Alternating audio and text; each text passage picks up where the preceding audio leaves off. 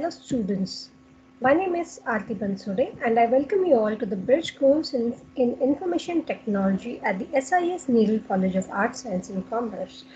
This bridge course will serve as a means to bridge the knowledge gap between what you have studied in your junior college and what to be expected in your graduation. So, my topic is algorithms and flowchart. So, my topic is really essential for a computer science and IT student because it talks about the logic behind programming. Now, the life of an IT student is full of development and programming. Programming seems really difficult to a few, but the problem behind programming being, or the perception that programming is difficult, is the fact that students do not really understand what exactly is the logic behind programming. So to make programming easier for you, we have uh, decided on introducing this topic to you by means of this bridge course. This particular topic is divided in three parts, where the first part will be covered by me, which is about the basics of programming, how to devise the program logic. The second part will be about decision making, and the last part will be about looping statements. So let's look at what exactly is programming. Okay. Now, when we look at any programming task, it can be divided into two parts. The what I'm trying to say here is when we are actually doing programming, the programming can be divided in two phases. You do not really get directly to typing the code into a computer. The first thing that you got to do whenever you have a problem statement is understand the problem. Understand what is the logic behind the problem. Try to find solutions to the problem. And that is what is the first phase, problem solving phase. So this is a very crucial phase um, because this is all very logical. You have to put your mind to it. You have to think about the task at hand. So, like for example, whenever you're trying to, play a game. So when you're trying to play a game, your goal is to win the game. So, you're supposed to win the game. Now, say for example, it is a maze that and you are at the starting point of a maze and you're supposed to reach the destination. So, whenever you are solving such kind of riddles, the first thing that you do is you look at the map of the maze and then you think about how do I go about reaching to the door. So you start thinking in this direction that, okay, let me take a right and might be I'll move to the next lane, then take a left, so on and so forth. You look at obstacles and avoid them. So somewhere, you are using your intuition, you're using your logic to solve that riddle. Every riddle is basically some set of steps that you're doing to solve the riddle. So programming is also like a puzzle. So whenever we are doing programming, there are two parts of it. First is solving the problem, and that is where your logic, your intelligence comes into the picture. The second part is the implementation phase. Implementation phase is dependent on what programming language you're working on. So the problem solving phase remains the same. Like say for example, whenever you'll be doing programming in future as computer science IT students, as well as when you become professionals and you start working in big companies, you'll be getting some problem. Okay, so that particular problem can be developed or programmed in any programming language, but the logic will remain the same. Okay, like for example, जैसे आप mobile phone खरीदते हो, there are apps. So WhatsApp for example is an app. Now WhatsApp का जो basic working है, whatever the basic working, it remains the same irrespective of which operating system it is on. So when WhatsApp was developed for Android, the problem solving phase में it was just about the working of WhatsApp, and implementation is basically using Android for developing that app. Now, when we made the same app for Apple, so the problem remained the same, the solution remained the same, only the programming language changed. Now when we are making it for Apple, we have to think of the iOS.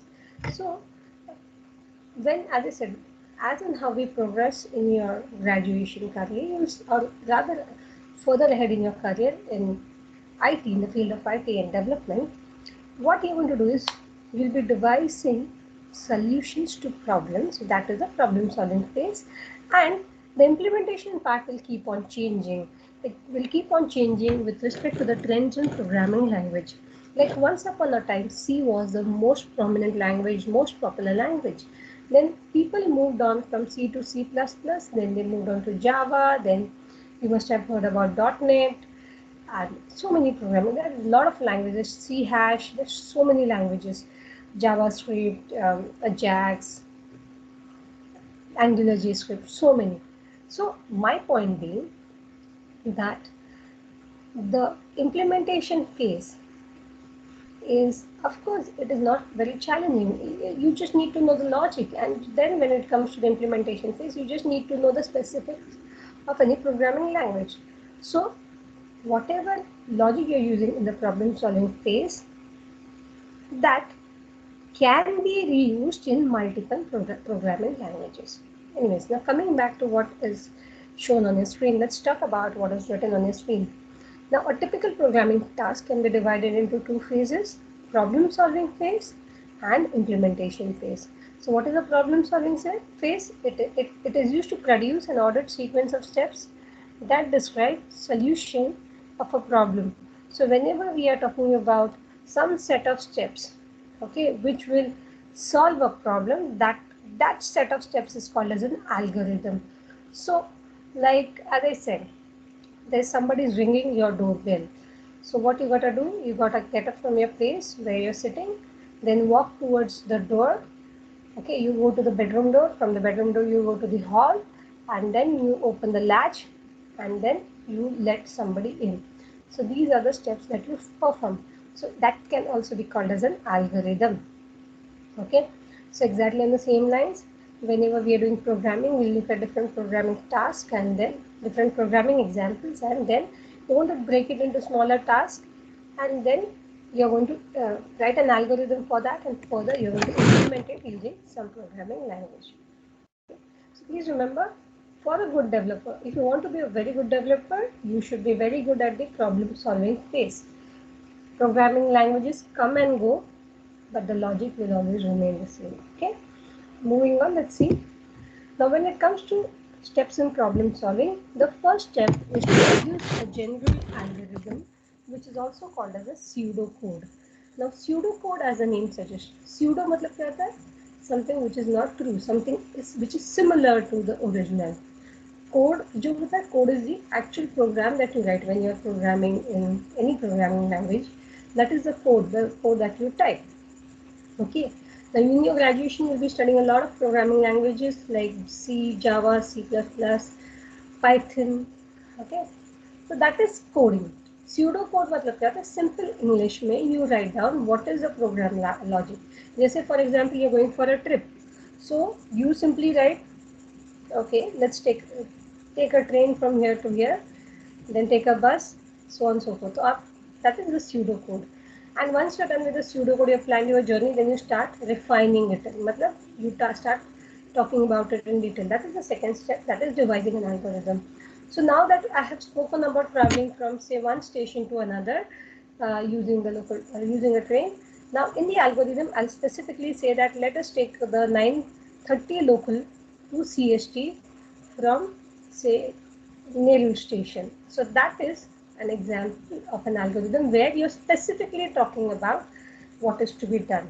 Okay, and that's what. So when you're talking about programming, some people write pseudocode. Pseudocode is a very basic way to solve any problem. Algorithm is very specific where you talk about, okay, जैसे ये input लेना है या output दिखाना है user को, all of those things come under algorithm. So the definition of pseudocode is that it is an artificial and informal language that helps programmers develop algorithms. It is very similar to everyday English, as I said. Then we are going to study something called as a flowchart. Now flowchart have a lot of importance in programming. Like whenever you are making documentations, flowchart, as the name suggests, it is about the steps. As I said, we are just taking some steps. So flowchart will show the entire sequence of steps that you're doing. Okay, like if I gave you, like some time back, I gave an example that somebody is ringing your door and you're going to open it. So what you start, as I said, this some steps are very simple. You get up from your bed or where you're sitting, you get up from there, you walk towards the bedroom door. From there, you walk towards uh, the hall or the living room's door. Then you open the door, or you might check through the peephole. Now there you gotta make a decision. You look through the peephole, and now you're making a decision. Is the person known to you? Should I let them in? Yes or no? If you know that person, yes, open the door. No, close. Do not open the door of it. You can just inquire who it is. So what you're doing there is, you wanted to solve a problem. Somebody is ringing the bell. You wanted to open the door. So for opening the door, you did some actions, which was in a sequence, and you also had to take a decision. And all of these things that you're doing are represented in a flowchart. A flowchart is a schematic representation of the operations that you perform. Okay. Now, you'll see that whenever you're working on projects in your graduation, you'll be making project reports. In the project report, you will be making a lot of flowcharts where you'll be talking about how does your data flow, what is the input to the system, what do you do with the data, do you take any decisions, what is the output of the decision if the condition is met, if the condition is not met. See, this might seem a bit too much for you, but just remember the example that I gave for the doorbell. As I said, a flowchart shows the logic of an algorithm. So when I was talking about algorithm, flowchart is just a graphical representation of your algorithm. Now, by the end of this session, you'll understand what I'm talking about, because I am going to go stepwise. I'm going to start with, like, first part is I am going to start with the definitions, and then for every problem, we are going to write the pseudocode, the algorithm, and the flowchart. So flowchart, as I said, it is just a graphical representation of the algorithm. Here we talk about individual steps and the connection between those steps. At times when you're programming, it happens that one step, of course, it happens that you go from step 1 to step 2, step 2 to step 3, and then might be for some reason you go from step number 4 to step number 2 back. You can do that. It happens a lot in programming. So all of that entire flow of the program is represented in a. Now when it comes to a flowchart, it has multiple symbols which are used to denote different set of actions in a flowchart. Now the first symbol that you encounter whenever you're working with a flowchart is the oval symbol. Now the oval symbol denotes the beginning or the end of the program. Like whenever you're making a flowchart, you always start with the start symbols. You start with a circle, उसके अंदर हम लोग start करते हैं. Next is the parallelogram, which is used to denote an input operation. Jesse, for example, you're asking the user's name. So you're taking an input from the user. So that comes under parallelogram. The third one is rectangle. A rectangle denotes a process to be carried out. So it can be, like, as I said, an addition, a subtraction, a division, like anything. Depending on what you're programming, you can just, or else, as I said, print something, that all of those come under rectangle. Then we come to a diamond. The diamond is a decision statement. So here, whenever you need to make decisions, that is when we use a diamond symbol. So usually a decision has two outputs. One is true and next is false. So basically two outputs, मतलब अगर true है तो next step क्या करना है, अगर false है तो next step क्या करना है. So usually the diamond has two arrows which go from it. Next is hybrid. This is basically denotes an output operation. Now see, depending on the book you refer, the symbol might change. And finally you have the flow line. It is just an arrow which talks about the direction of the logical flow of the program. As I said, we might go from step 1, 2, 3, 4 sequentially, or we might go from step number 4 back to step number 2. So अगर मुझे वो दिखाना है direction from step 4 to 2, I use a flow line. On, as I said, the flowchart symbols, there is, again, depending on, as I said, which book you are referring to.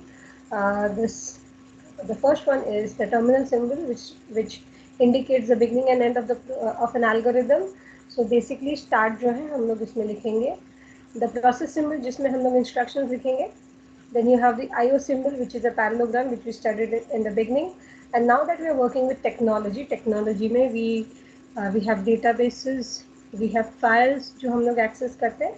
So this particular icon is used to it is a symbol for a database. It's like a drum structure जिसमें save करते हैं data, and then you see the printer output symbol. See, flowcharts are used in mathematics as well as in computer science IT. So the symbols might vary a bit, but the logic remains the same. Flowchart is a graph used to depict or show a step-by-step solution using symbols which represent a task.